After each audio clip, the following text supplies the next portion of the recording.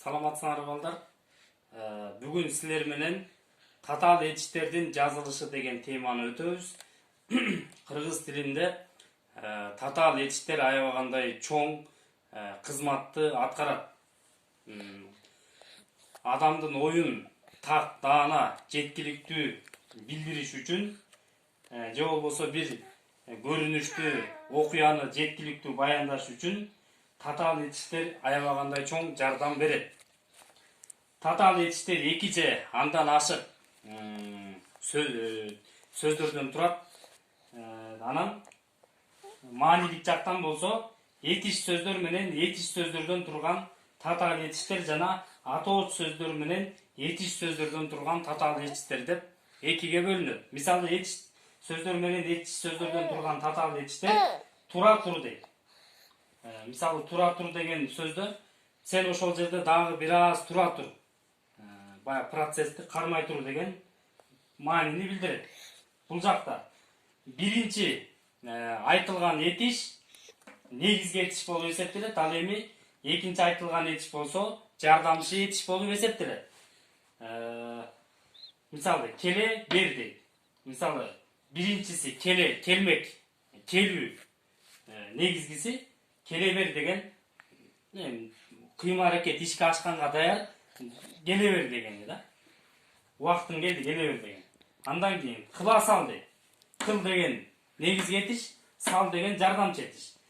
Кыла сал дегенде кыймыл аракетти батыраак кыла кал деген, батыраак ишке ашыра кал, убактыбыз тар деген сыяктуу маанини билдирет.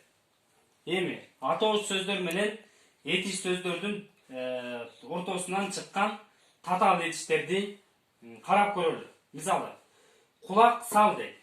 Кулак сал деген ук деген маанини билдирет. Кулак деген биздин кулак, кулак менен угабыз. Кулагыңды салып тур. Же болбосо экинчи мааниси ук дегенди билдирет. Кулак дегени негизги, ал эми сал дегени этиш, жардамчы этиш. Андан кийин адам бол дейт. Адам деген өзү зат атооч, бирок бол деген этиш менен биригип келип, жалпы татаал этишти түзөт. Адам деген негизгиси, ал эми бол деген жардамчы бөлүгү. Мисалы бул жакта эң негизгиси адам жөнүндө, адам болуу жөнүндө сөз болуп жатат. Андан кийин бата кыл дейт. Бул жакта дагы бата зат атооч, кыл деген этиш менен бир келгендиктен бул татаал этишти түзөт. Батанын кылынуусу жөнүндө сөз болуп жатат. Мындайча айтканда бата негизги этиш, кыл болсо жардамчы этиш. Татаал этиштин жазылышы ушундай балдар. Ар бир компоненти, мындайча айтканда ар бир бөлүгү өз өзүнчө жазылат. Чогуу жазбайбыз. Мен келе бер деп муну чогуу жазып алсак, мааниси дагы, көрүнүшү дагы таптакыр бузулуп кетет. Мындай эреже жок. Ар бир компонентин өз өзүнчө жазабыз. Анда эмесе силерге тапшырма балдар.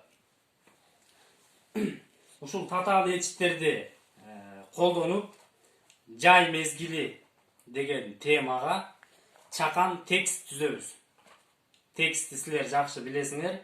Текстте биринчи сүйлөмдү улам кийинки сүйлөм маанилик жана грамматикалык жактан толуктап, бышыктап турушу керек. Биз мектептен, класстан силер менен чогуу текст түзгөнбүз. Дал ошондой кылып, жай мезгили жөнүндө текст түзөбүз. Бир гана силерге айтыла турган нерсе, ушул татаал этиштерди пайдаланабыз.